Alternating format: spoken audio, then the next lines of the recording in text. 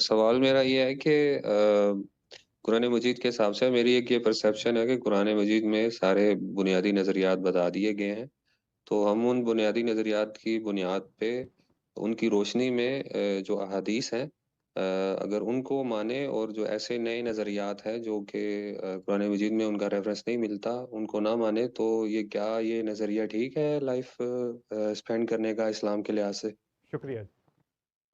عام آدمی اپنے آپ کو اس مصیبت میں مبتلا کیوں کرے؟ قرآن مجید کا سادہ ترجمہ پڑھیے، اور اب بہت اچھے ترجمے موجود ہیں، جس صاحب علم پر آپ کو اعتماد ہے اس کا ترجمہ پڑھیے۔ اگر آپ عربی زبان جانتے ہیں تو پھر براہ راست قرآن مجید کو پڑھ لیجئے۔ سنت بالکل متعین طریقے سے منتقل ہو گئی ہے، وہ ہماری عملی زندگی کا احاطہ کرتی ہے۔ میں نے بھی اس کی ایک فہرست اپنی کتاب میزان کے شروع میں بنا دی ہے۔ وہی ہمارے لیے زندگی کا لائے عمل ہے، اس پر زندگی بسر کریں، اس میں سب چیزیں آ جاتی ہیں۔ تو یہ دین ہے جو عام آدمی کے لیے ہے، روایات تو علماء کے لیے ہے۔ رسالت مآب صلی اللہ علیہ وسلم کا علم ان میں منتقل ہوا ہے۔ جو لوگ دین کے عالم ہیں ان کے لیے لازم ہے کہ ان کا مطالعہ کریں اور وہاں سے اپنے لیے بصیرت حاصل کریں۔